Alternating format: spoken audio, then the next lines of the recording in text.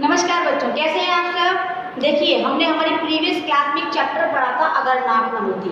इसका कुछ पार्ट हमने पढ़ा था, कुछ मजे भी किए थे, कुछ हंसी मजाक भी किया था और साथ साथ क्या किया था, चैप्टर को समझा भी था कि नाक का एक जीवन में, एक इंसान के जीवन में क्या महत्व है, मनोवैज्ञानिक तरीके से भी, वैज्ञानिक तरीके से भी और लॉजिकली भी, इलॉजिकली भी, सभी तरह से हमने देखा कि नाक एक इंसान के लिए कितनी महत्वपूर्ण होती है, चाहे वो इज्जत वाली नाक हो, चाहे वो फेस वाली नाक हो। हमने लास्ट जो हमारा कंटेंट था वो ये पढ़ा था कि बिना फ्रंट का मकान, जो फ्रंट होता है, बिना छज्जे का फ्रंट कैसा लगता है। किसी भी मकान में छज्जा नहीं हो तो उसका फ्रंट कैसा होता है, यदि बालकनी नहीं हो तो उसका फ्रंट कैसा होता है। तो आगे हम डिस्कस करते हैं इस चैप्टर को। चलिए, मध्यकालीन काव्य में नायिकाओं की नाक के लिए बहुत सी उपमाएं दी गई। उपमाएं यानी तुलना की गई है कि इसकी नाक कितनी सुंदर है, इसकी नाक, उपमा यानी उससे तुलना करते हैं किसी दूसरी चीज से। देखिए, नाक को चंपे की कली, चंपा होती है ना, उसकी कलियां होती है, चंपा का जो फूल होता है या पत्ते हैं, तो उस कलियों के बराबर, तिल के सुगंधित फूल से निर्मित और तलवार की धार से भी बढ़कर बताया है। तलवार की धार से भी पैनी होती है नाक, किसकी? कविताओं में बताया है सुंदर नायिकाओं की। यहाँ तक तो ठीक है, पर एक बात समझ में नहीं आती, अधिकांश कवियों ने नाक की उपमा तोते की चोंच से क्यों कर दी? कि तोते की चोंच कैसी होती है? ऐसी होती है ना, ऐसी देखो, ऐसी थोड़ी सी ऐसी होती है ना, उससे भी करते हैं किसकी उपमा? नाक की उपमा। हम क्लास में जब किसी सुंदरी सुमुखी नायिका की नाक की उपमा तोते की चोंच से पढ़ाते हैं तो हमारे हाथ के तोते उड़ जाते हैं। क्यों उड़ जाते हैं? क्योंकि लोग सोचते हैं कि क्या पढ़ा रहे हैं, क्या वाकई में ऐसा होता है कि किसी की नाक ऐसी होती है क्या? चलो, मन में अजीब अजीब से भाव उमड़ते हैं, आपके भी उमड़ रहे होंगे। मैंने तुम्हें बताया तो मैंने भी तुम्हें एक्सप्लेन किया कि ऐसी नाक ऐसी होती है तोते की चोंच, है ना। तो ऐसी नाक कैसी होती होगी? तो मन में भी क्या होते हैं, अजीब अजीब से भाव उमड़ते हैं।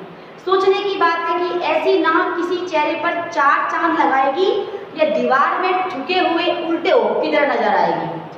हुक ऐसा होता है दीवार में, देखो ऐसे लगाते हैं हम दीवार में, ये दीवार कैसे लगाएंगे, वरना ये मान लो ये दीवार है, मैं ही दीवार हूँ मान लो, कुछ भी मान लो, या आज से मैं पता है तो कुछ भी मान सकते, तुम्हारी मर्जी जो मान लो। ये ऐसे लगाया, ठीक है। अब इसमें कोई भी चीज़ हम ताक सकते हैं। तो अगर किसी की नाक ऐसी होगी तो उल्टे हुक के समान होगी ना, समझ आ रही मेरी बात? ये हुक होता है हमारा, जिसमें हम ताकते हैं कोई भी सामान, हमारा चीज, जैसे वो 5-5 रुपए के कुछ स्टिकर्स आते हैं, उसमें भी ऐसे हुक लगा होता है ना, ऐसे जैसे हम चाबियां टाक देते हैं या कुछ और एक्स्ट्रा जो हमारी जरूरी चीज सामान तो उनको टाक देते हैं। अगर वो हुक ऐसा हो जाए तो किसी की नाक ऐसी होती है, उल्टे हुक के समान। उपन्यास कहानियों में सुंदर नाक को सुतवा नाक कहा जाता है। अब देखिए, सुतवा यानी लंबी और पतली। लंबी पतली, सूत मतलब धागा, सूत मतलब धागा, तो धागे के जैसी लंबी और पतली। ऊंची और दीर्घ नाक की तुलना कुल्हाड़ी से की जाती है। ऊंची और दीर्घ नाक की, लंबी नाक की तुलना। छोटी और सुकोमल नाक, नासिका को भेड़ की सी नाक की संज्ञा दी जाती है। भेड़ की नाक। नाक शरीर का सबसे महत्वपूर्ण अंग है। अगर चित्त लेट कर देखें तो यह बात अपने आप सिद्ध हो जाए कि हाथ, पांव, मुंह, कान आदि में सबसे ऊंचा स्थान नाक को ही प्राप्त है। आप ऐसे सो जाइए सीधे और फिर देखिए सबसे ऊंचाई पर क्या है, आपकी नाक। वैसे भी फेस ऊपर होता है और फेस से भी ऊपर क्या है, नाक है। अगर आंख आ जाए या चली जाए तो ऐसी स्थिति में काला चश्मा लगाया जा सकता है। यानी कि जरा किसी चीज के ऑप्शन है, कान से बहरे हो जाए तो मशीन लगती है, समझ रहे हो, लेकिन नाक का कोई ऑप्शन नहीं होता है। कान कट जाए तो उसे कंटोपा पहनकर, कंटोपा यानी कान ढकने का एक ऐसे, जैसे सर्दियों में बहुत सारे लोग नहीं पहनते हैं, गोल गोल यहाँ पर ऐसे ऊपर बांध लेते हैं, उन्हें कंटोपा ही कहते हैं। लेकिन अगर कहीं नाक कट जाए, चाहे रेगिस्तान की तरह एकदम सपाट हो जाए, और अगर नाक साफ हो जाए तो एकदम क्लियर कट, तो चेहरे पे कुछ दिखाई देगा? नथिंग इज, कुछ नहीं दिखाई देगा, एकदम सपाट रेगिस्तान जैसा, अथवा चक्की के पार्ट का जैसा नजर आएगा। चक्की का पार्ट जानते हो ना, इसमें हैंडल होता है, अगर हैंडल हट जाए चक्की का पार्ट होगा गोल गोल बसेगा। हालांकि प्लास्टिक सर्जरी से के द्वारा उसका इलाज हो जाएगा, परंतु वह इतना महंगा पड़ेगा कि बड़े से बड़े नक्कू शाह को भी नानी याद आ जाएगी। नक्कू शाह यानी बहुत अमीर व्यक्ति। कुछ लोग नाक पर मक्खी तक नहीं बैठने देते। बहुत से लोग ऐसे होते हैं जब वे कुंभकर्ण की वश होते हैं तो नाक नक्कारे की जैसी बचती है। नक्कारा मतलब कुछ लोग खराटे लेते हैं। आपके घर में या घर के आसपास या कोई रिश्तेदारी में कोई खराटे लेता होगा, जो रात को सोते हैं तो इतनी तेज खराटे लेते हैं कि आसपास के लोगों की नींद आराम हो जाती है। वो किससे लेते हैं? नाक से लेते हैं खराटे। क्या होता है? नक्कारे की तरह बजाते हैं, डमाडम जो भी होती है आवाज़। कई लोगों की नाक के नीचे कुछ भी होता रहे पर दिन दुनिया से बेखबर रहते हैं। अब नाक के नीचे कोई भी काम कर लो कोई, और उन्हें बिल्कुल खबर नहीं होती कि नाक के नीचे काम होगा तो आपको दिखाई देगा ना, दिखता है ना आपको, समझ आ रही है ना आपको कि नाक के नीचे कुछ। अब मैं ऐसे करते हुए दिख रहा है ना कि क्या कर रही हूँ नाक के नीचे। कुछ लोग ऐसे होते हैं बिल्कुल बेखबर होते हैं, उन्हें मतलब ही नहीं किसी से, कोई कुछ भी कर ले उन्हें दिख रहा है फिर भी अंधेरा कर देते हैं। ऐसे होते हैं लोग। किसी की नाक पर दे मारना कई लोग अपनी शान समझते हैं। कुछ लोग समुचित नाकदार होते नहीं पर बनते हैं। खैर जो भी हो, नाक रहने में ही भलाई है। नाक न होती तो खुशबू और बदबू का अंतर रह जाता। खुशबू क्या होती है, बदबू क्या होती है, यही पता नहीं होता हम लोगों को। नाक के अभाव में चंदन, कपूर, इत्र, फुलेल सब बिल्कुल बेईमानी। क्यों? ना तो आपको खुशबू आती है ना आपको बदबू आती है, तो नाक नहीं है तो फिर इन चीज़ों की जरूरत भी नहीं है। क्योंकि हम अपने आप को खुशबूदार या बदबूदार आसपास के एरिया को क्लियर रखने के लिए तो करते हैं सब काम। चंदन जो लगाते हैं, इत्र लगाते हैं लोग। क्यों? क्योंकि वो बदबू खुशबू आती है, किसी को आती ही नहीं है तो फिर उससे क्या मतलब, वो मतलब ही नहीं इन चीज़ों से। अगर हींग और देसी घी की पहचान कैसे होती बताओ? हींग की पहचान सूंघकर करते हैं, देसी घी की पहचान भी लोग, पहले के लोग देसी घी लेते तो हाथ पे ऐसे मसल के उसे ऐसे सूंघते थे। इसका मतलब देसी घी कैसा है। आँख हमेशा से लड़ती आई है, लड़ना लड़ाना उसका स्वभाव है।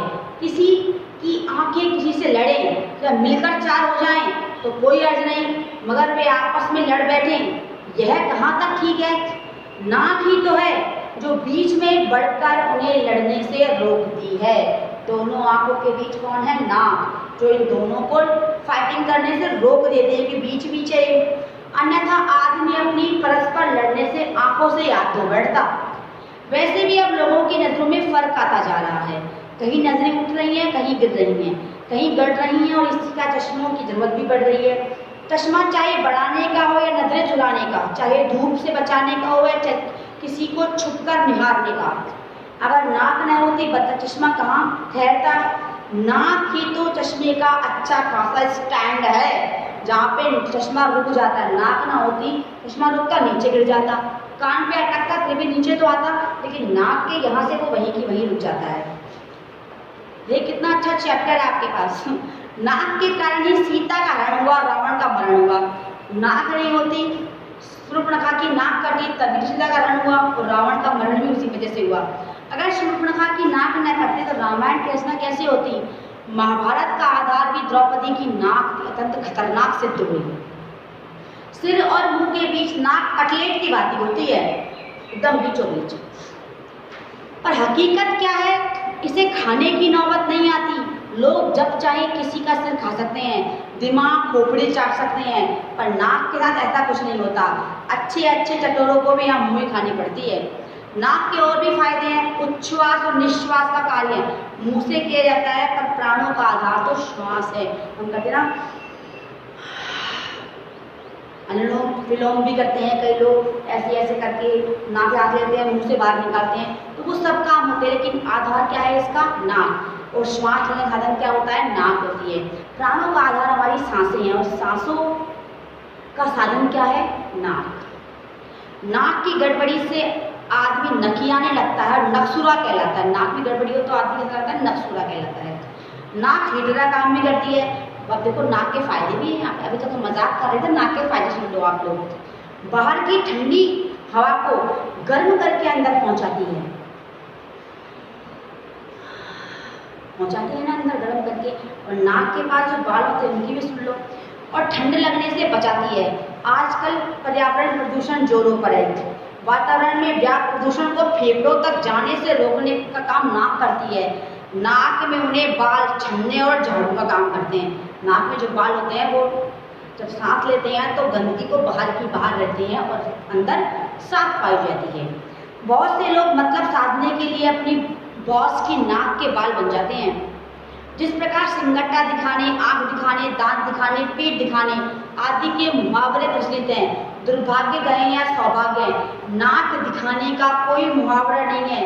हाँ, यदि नाक बीमार पड़ जाए तो कोई कितना ही नक्कू क्यों ना हो, उसे भी मजबूर होकर नाक दिखाने के लिए नाक उलट शरण में जाना ही पड़ेगा।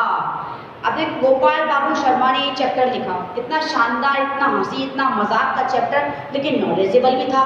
कुछ चीज़ें हमने इसमें सीखी भी हैं, नाक के मुहावरे देखे हैं, नाक की इम्पोर्टेंस देखी है, नाक की क्या अहमियत है हमारी ज़िंदगी में, कितने प्रकार की नाकें होती हैं, नाक से व्यक्ति का क्या संबंध है, व्यक्ति की ज़िंदगी में नाक की क्या अहमियत है, ये सब कुछ हमने इस चैप्टर में पढ़ा, सीखा भी। साथ साथ हमने ये भी पढ़ा पर्यावरण प्रदूषण में नाक की उपयोगिता क्या है, वैज्ञानिक आधार पर नाक की उपयोगिता क्या है, मनोवैज्ञानिक आधार पर नाक की उपयोगिता क्या है, ये सब हमने इस चैप्टर में पढ़ा। अब श्री गोपाल बाबू शर्मा के बारे में पढ़ लेते हैं। अपनी रचनाओं के द्वारा लेखक गोपाल बाबू शर्मा ने हिंदी साहित्य की अभिवृद्धि में अपना महत्वपूर्ण योगदान दिया है। इनकी भाषा प्रसंग के अनुरूप सरल, सरस और प्रभावपूर्ण होती है। इन्होंने चलते चलते सब चलता है, लोकतंत्र में, लोक जीवन में, नारी विमर्श, शास्त्र विनाश और सुनना जैसी लोकप्रिय कृतियों की रचना की है। अब देखिए, इसमें कुछ वर्ड मीनिंग जो हमने ब्लैक बोर्ड पर नहीं लिखे थे, जैसे क्या था, विवाह के अवसर पर मामा की ओर से कन्या को दिया जाने वाला, छोचक बहन की संतान के जन्म लेने पर भाई की तरफ से दिए जाने वाली भेंट। इसके बाद हमें लिखा चौथ, गाय और भैंस का गोबर, कंटोपा, कान तक ढकने वाली टोपी, कुंभकर्ण, रावण का भाई जो 6 महीने सोता और 6 महीने जगता था। ये कुछ चीज़ें थी जो हमने नहीं पढ़ी थी। इस चैप्टर में हमने डिस्कस किया, कुछ समझा, कुछ हंसा, सब कुछ देखा। आप इस चैप्टर को पढ़िए, समझिए और ये देखिए कि नाक की क्या अहमियत है हमारी ज़िंदगी में। आज की क्लास में इतना ही। Thank you, have a nice day बच्चों।